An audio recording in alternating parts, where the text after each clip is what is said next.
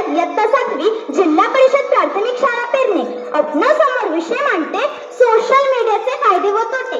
ये पत्थर दिल इंसान तुम कब पिघलोगे, ये पत्थर दिल इंसान तुम कब पिघलोगे, इस बनावट की दुनिया से तुम कब बाहर निकलोगे, तुम कब बाहर निकलोगे। मित्रांनो, आज आपण पाहतो समाज हा सोशल मीडियाच्या जाळ्यामध्ये अडकला आहे। तो स्वतःला विसरला आहे आणि आभासी जगामध्ये तो वावरत आहे। सकाळी उठल्या उठल्या लोक श्लोक म्हणायचे, कराग्रे वसते लक्ष्मी कर मध्ये सरस्वती कर मूले तू गोविंदम प्रभाते कर दर्शनम। परंतु आज आपण काय पाहतोय, कराग्रे वसते फोनम कर मध्ये व्हॉट्सअॅपम कर मूले तू गुगलम प्रभाते नेट दर्शनम। म्हणजेच सकाळी उठल्यापासून तर रात्री झोपेपर्यंत सर्वच या सोशल मीडियाचा वापर करत असतात। आपण सकाळी उठतो तेव्हा पहिलं काम कोणतं करतो, दात घासतो का, तर नाही।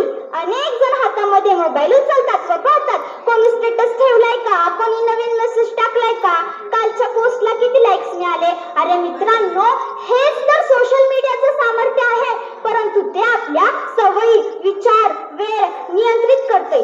सोशल मीडिया हा शब्द कानावर पडताच डोळ्यासमोर अनेक चित्रे येतात। कित्येक फेक अकाउंट असलेले फेसबुक अथवा पसरवणारे व्हॉट्सअॅप, ज्याच्याशिवाय आपल्या आयुष्याचं टायर पंक्चर झाल्यासारखं वाटतं, ते युट्यूब। सोशल मीडिया हे एक माध्यम आहे आणि माध्यम कधी चुकीचं नसतं। सोशल मीडिया हा जगाशी जोडणारा पूल आहे, परंतु या सोशल मीडियामुळे आपलं जग खूप छोटं झालं आहे। कोरोनाच्या काळामध्ये लोकांना एकमेकांना जोडून ठेवलं। अगदी ऑनलाईन वर्ग, ऑनलाईन पूजा, ऑनलाईन लग्न सुद्धा झाली।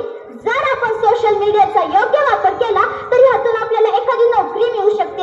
एखाद्या मुलीच्या शोधात असेल तर त्याला शादी.com वरून एखादी छोकरी मिळू शकते। एखादा विचारांनी नायक होऊ शकतो, एखादा सुस्वरांनी गायक होऊ शकतो, एखादा वक्ता, एखादा लेखक, एखादा कवी होऊ शकतो। जर आपण सोशल मीडियाचा योग्य वापर केला तर आपल्या भारत देशाला महासत्ता बनवू शकतो। आजच्या युवकांवर सोशल मीडियाचा इतका प्रभाव पडला आहे की त्याला कर्तृत्वाची जाण आणि नेतृत्वाचा भानही नसलेला युवक आज सोशल मीडियाचा वापर करत आहे। अशा वेळी देशाला महासत्ता बनवण्याची जबाबदारी ज्या युवकाकडे आहे तो देश हितासाठी व स्वहितासाठी सोशल मीडियाचा वापर करतो का, असा प्रश्न पडतो। आजच्या युवकाचं मन हे व्हॉट्सअॅपच्या स्टेटसला गेले आहे। आजच्या युवकाचं मस्तक हे फेसबुक वरती, चॅटिंग वरती, हस्तक होऊन मुलींच्या फेक अकाउंट वरती चॅटिंग करण्यात व्यस्त झाले। खरंच आजच्या युवकाचा मेंदू गोंधू झालाय। आजच्या मुलांना फ्री फायर, पबजी गेम सारख्या वेळखाऊ गेम्स तर माहीतच आहेत, परंतु वयाच्या 23व्या वर्षी हसत हसत फासावर जाणाऱ्या सळसळत्या रक्तातील धगधगता अंगार म्हणजे भगत सिंग त्यांना माहित नाही। मधच गेला सोशल मीडियावर कमेंट्स करणारा युवक, त्याच्या आईच्या टाचाच्या पडलेल्या भेगाची त्याला जाण नाही।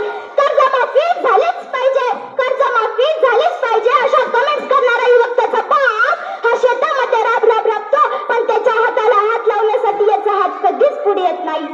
परकी नारी, रुक्मिणी समाज अशा कमेंट्स करणारा युवक जेव्हा रस्त्यावरून जातो व एखादी सुंदर युवती दिसली तर अरे त्याचीच नजर त्या युवतीकडे कशी वळली हे त्याचीच त्याला कळत नाही। संत तुकाराम महाराजांनी असे म्हटले आहे, पुत्र व्हावा ऐसा गुंडा ज्याचा तिन्ही लोकी झेंडा, पुत्र व्हावा ऐसा गुंडा ज्याचा तिन्ही लोकी झेंडा। परंतु आजच्या युवकांची काही अशी अवस्था झाली आहे, पुत्र झालाय ऐसा गुंडा, पुत्र झालाय ऐसा गुंडा ज्याचा फक्त सोशल मीडियावरती झेंडा, ज्याचा फक्त सोशल मीडियावरती झेंडा।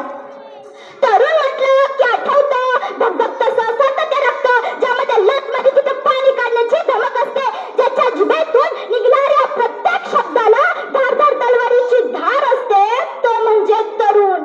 आज की तरुणाई फेसबुक और व्हाट्सएप की दीवानी हो गई, आज की तरुणाई फेसबुक और व्हाट्सएप की दीवानी हो गई, चाणक्य को भूलकर गूगल बाबा की हो गई, गूगल बाबा की हो गई। लहान मुलांना लहान वयातच सोशल मीडिया हातात मिळाल्यामुळे व ते वापरावे कसे याचे ज्ञान नसल्यामुळे ती संस्कारित होण्यापेक्षा मनोरुग्ण होत चालली आहेत। एखादा लग्न समारंभ असेल, एखादा सण उत्सव यांसारख्या गोष्टींमध्ये आनंद घेण्यापेक्षा बरेच लोक आपल्याला मोबाईल चालताना दिसतात। अहो, एखाद्याच्या मैत्रीला गेलं तरी ही अवस्था, एखाद्याचा अपघात झाला असेल तर त्याला मदत करायचं सोडून त्याचा व्हिडिओ काढून व्हायरल करण्यातच त्यांना अभिमान वाटतो। फेक न्यूज, चुकीच्या बातमी, घातक चॅलेंज यामुळे आपल्या समाजात शकतो. ब्लू व्हेल या घातक गेम्सने आजच्या तरुणांचे कितीतरी जीव घेतले आहेत. सोशल मीडिया ही कशी तलवार आहे जी ज्ञानाचा दीप लावू शकते किंवा जखमही करू शकते.